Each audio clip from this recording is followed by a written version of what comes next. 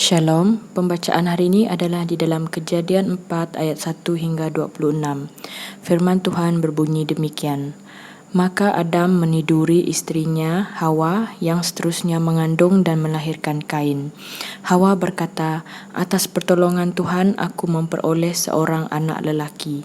Sesudah itu dia melahirkan Habel pula, adik lelaki kepada Kain.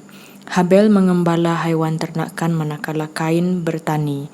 Pada waktu yang ditetapkan, Kain membawa sebahagian daripada hasil bertani sebagai persembahan kepada Tuhan.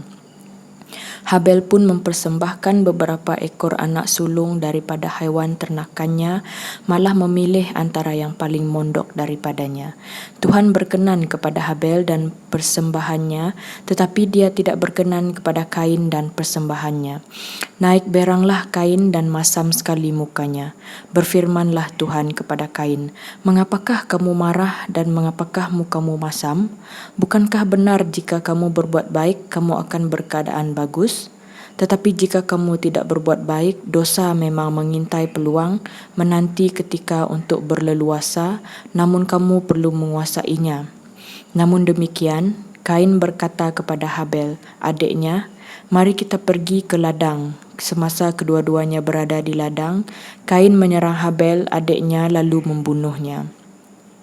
Maka berfirmanlah Tuhan kepada Kain, "Di manakah Habel adikmu itu?" Jawabnya, "Aku tidak tahu. Adakah aku ini penjaga adikku?"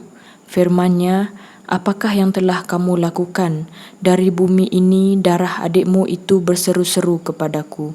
Sekarang terkutuklah kamu, terbuang jauh dari tanah yang telah membuka mulutnya untuk menerima darah adikmu yang ditumpahkan tanganmu.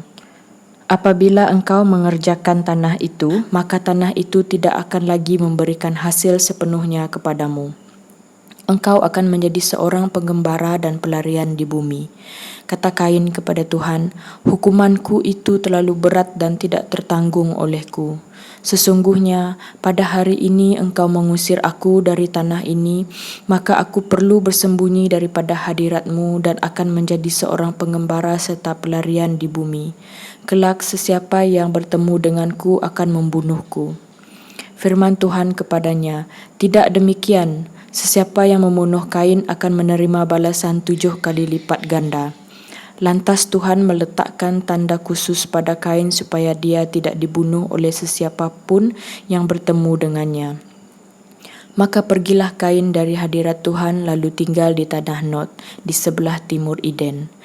Kain meniduri istrinya dan seterusnya mengandung lalu melahirkan Henok.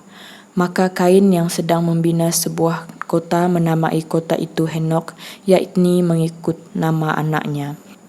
Henok pula beroleh anak iaitu Irad dan susur galur seterusnya ialah Mehujael, Metusael dan Lamek.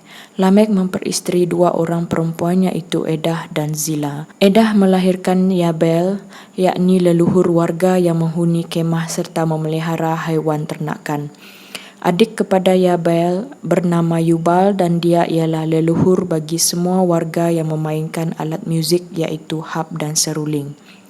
Zila juga melahirkan anak iaitu Tubal, Kain yang menjadi seorang tukang yang menempa segala perkakas daripada tembaga dan besi.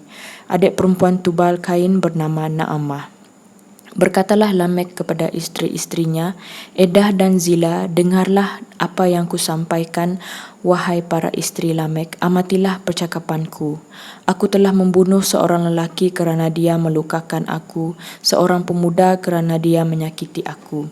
Sekiranya Kain harus dibalas 7 kali lipat ganda, maka bagi Lamek seharusnya 77 kali lipat ganda." Adam meniduri istrinya lagi, lalu perempuan itu melahirkan seorang anak lelaki dan menamainya Set. Kerana katanya, "Allah telah mengurniaiku keturunan yang lain untuk menggantikan Habel kerana Kain telah membunuhnya." Seterusnya daripada Set pula lahirlah seorang anak lelaki dan dia menamainya Enos. Pada waktu itulah manusia mula menyeru nama Tuhan. Sekian pembacaan kita pada hari ini. Tuhan memberkati.